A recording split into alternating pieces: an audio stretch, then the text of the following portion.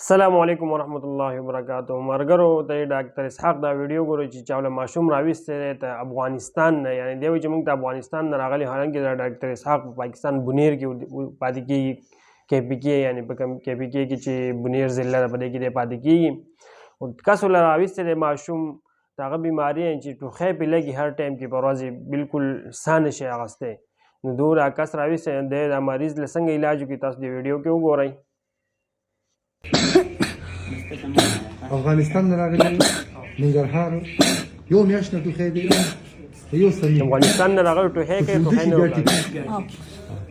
کم ټوخی چې په خوب کې ورک شي کنه نو دا غي پریشانه کېږي مو بس خو چې ویښته نه دغه چل دی او دغه لیکي نه منټ لا او سکول او مدرسه وسوم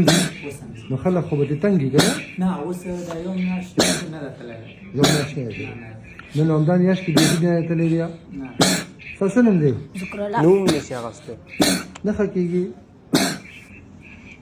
څنګه شولې جوړ شولې برابر دی ټوخی نشته څه ته وایي ګورئ دا څه بیماري وه افغانستان کې په کوم ځای کې ننګرهار نه راغلی زه به درځم ښه هسته ما وویې که نه کم ماشوم چې د شپې ټوخی نه یا په خوب کې نه او ویښ شي ټوخی نه ته وایي ذهني ټوخی څه شي نو یا دی په مدرسه کې تنګي یا په سکول کې یا ستړی شوي نو د ده په ذهن بوج و داسې نه چې مرض نشته مرض شته خو خطرې وار نه دی اوس به نه ټوخیږي ښه خوشحاله شو سبق وایه وکړه أعوذ بالله ويا أعوذ بالله من الشيطان الرجيم بسم الله الرحمن الرحيم كم يسورة براتوي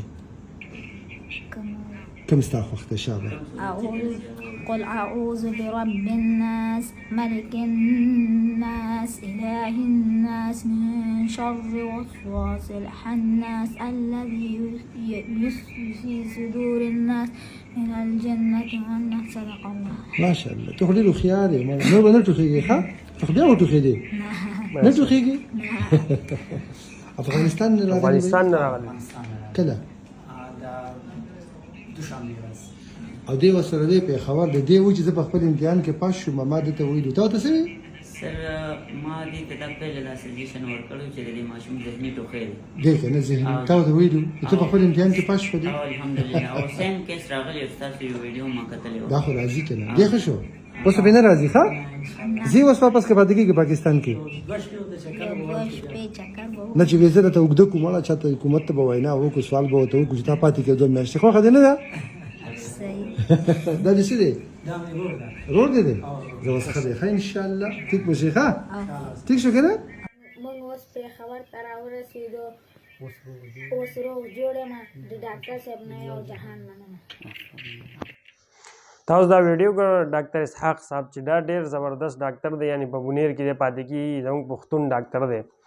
نو خلک ستره مبارک څه خبره کوي خو لکه اکثر ډاکټران وي ډیر دوايانې ورکړي مریض له بیا راشه دا ډیر دغه ولو کې خدا چې کوم ډاکټرانو صحیح ډاکټري کلي کنه سفارش مفارش منې ډاکټر نه جوړ شي نو داسې کاغذات نه اغستې بالکل چې سفارش منې پیسې خورولې چا چې ویلي کتابونه ته ډاکټرۍ کورسونه کلي صحیح هغه به دغه شان ډاکټر وي. ماشاءالله دا ویډیو لازمي مخې ته شیر کړئ چې زموږ یو پښتون څه ټیلنټ یا هغه څه دغه کوي نو چې مخې ته پوره دنیا ته رسي. ویډیو لازمي نور مرګرو سره شیر کړئ چې هم څه مسله دا په بنیر کې ډاکټر اسحاق صاحب دی مخکې یو ویډیو ما ورکړل وه ډېر زبردست ډاکټر دی. نو اکثر چې څوک هم مریض دله راشي نو بالکل تعالی په حکم سره دې ډاکټر صاحب په دغه سره نو الله پاک له شفا ورکوي. ویډیو لازمي مخکې شیر کړئ.